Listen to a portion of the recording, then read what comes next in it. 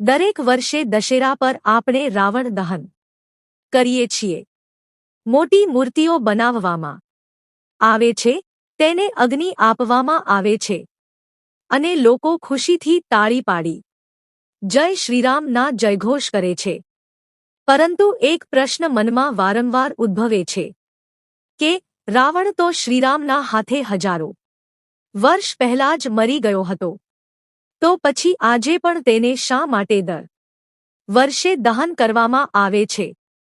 શું જે માણસ મરી ગયો છે તેને ફરીથી મારવાની જરૂર છે? કે આ એક પ્રથા છે, એક ઉત્સવ છે, કે તેની પાછળ કોઈ ઊંડો અર્થ છુપાયેલો છે? જો આપણે ઇતિહાસ તરફ નજર કરીએ તો રાવણ માત્ર એક રાક્ષસ રાજા ન હતો. તે લંકાનો પરાક્રમી રાજા હતો, શિવભક્ત હતો, સંગીતમાં નિષ્ણાત હતો અને આયુર્વેદ જેવા શાસ્ત્રોમાં પણ તેને અદ્ભુત જ્ઞાન હતું. પરંતુ તેના જીવનનો સૌથી મોટો દુશ્મન તેનો અહંકાર હતો. તે પોતાના જ્ઞાન, શક્તિ અને વૈભવને કારણે એ માનવા લાગ્યો કે તે દુનિયામાં સૌથી મહાન છે અને એ જ અહંકારને કારણે તેણે માતા સીતાનું હરણ કર્યું અને અંતે તેની વિનાશક ગાથા લખાઈ. શ્રીરામે ધર્મની સ્થાપના માટે અને સત્યની જીત માટે રાવણનો સંહાર કર્યો. અહીં એક મોટો સવાલ ઊભો થાય છે કે જો રાવણનો અંત હજારો વર્ષો પહેલા થઈ ગયો હતો તો પછી આજે આપણે તેને શા માટે મારીએ છીએ? જવાબ સરળ છે, રાવણના શરીરનો અંત થયો હતો, પરંતુ રાવણના વિચારોનો અંત થયો નથી. રાવણ એ માત્ર એક માણસ નહોતો, પરંતુ એક પ્રતીક હતો. અહંકારનું, લાલચનું, દુષ્ટતાનું અને પાપનું. અને એ બધું આજે પણ દુનિયામાં જીવંત છે.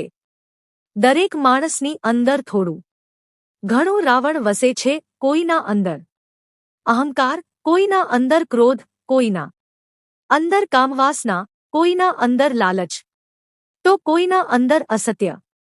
દશેરા એટલે માત્ર બહાર રાવણ દહન કરવાનું નથી, પરંતુ આપણા પોતાના અંદરના રાવણને દહન કરવાની પ્રેરણા છે. જે દોષો આપણને અંદરથી ખોખલા બનાવે છે, એ દોષોને આગ લગાવવાનો સંકલ્પ છે. જ્યારે આપણે રાવણની મૂર્તિને અગ્નિ આપીએ છીએ ત્યારે આપણને યાદ કરાવાય છે કે જીવનમાં કેટલીય શક્તિ હોય, કેટલુંય જ્ઞાન હોય, પરંતુ જો અહંકાર આવી જાય તો માણસનો પતન નક્કી છે. આજેના સમયમાં પણ રાવણ જીવંત છે. ભ્રષ્ટાચાર, લાલચ, વ્યસન, સ્ત્રીનો અણઆદર, પૈસાની દોડ, આ બધું આધુનિક રાવણ છે.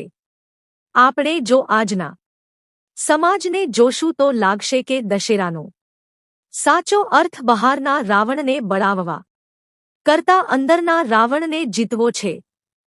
કારણ કે બહારના રાવણ તો એક દિવસમાં ભસ્મ થઈ જાય છે, પરંતુ અંદરનો રાવણ રોજ નવા રૂપે જન્મ લે છે.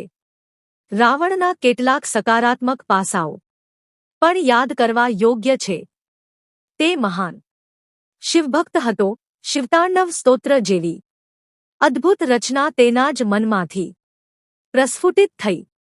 સંગીત, વેદશાસ્ત્ર અને જ્ઞાનના ક્ષેત્રે તેનો ફાળો મહાન છે.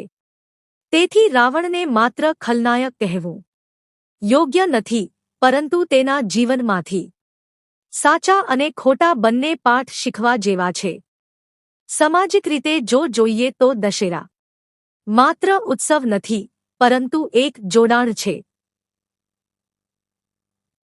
ગામડાથી શહેર સુધી લોકો એકઠા થાય છે, મેળાઓ ભરાય છે, રામલીલા રમાય છે અને લોકોના દિલમાં એ સંદેશ પોષાય છે કે સત્યની જીત હંમેશા થશે. આ માત્ર એક ધાર્મિક કથા નથી, પરંતુ સમાજને જોડીને રાખતી સંસ્કૃતિ છે. અંતમાં દશેરાનો સાચો સંદેશ એ છે કે આપણે પોતાના અંદરના દોષો પર વિજય મેળવવો જોઈએ. બહારના રાવણને બળાવવા કરતા અંદરના રાવણને જીતવો એ જ સાચું દશેરા છે. કારણ કે શ્રીરામે તો હજારો વર્ષો પહેલા રાવણનો અંત કરી દીધો. પરંતુ આપણું કામ છે રોજ પોતામાં ઉગતા રાવણને હરાવવાનું. તો મિત્રો, આ વર્ષે દશેરા પર જ્યારે તમે રાવણ દહન જોતા હશો ત્યારે એક વાર પોતાના દિલમાં પૂહજો, મારા અંદરનો કયો રાવણ હજી જીવી રહ્યો છે? શું એ અહંકાર છે? શું એ લાલચ છે? શું એ અસત્ય છે? અને નક્કી કરજો કે આ વર્ષે એ અંદરના રાવણને પણ દહન કરવો જ છે. કારણ કે દશેરાનો સાચો અર્થ એ જ છે અંદર અને બહાર બંને તરફથી બુરાઈનો અંત અને સત્યની જીત.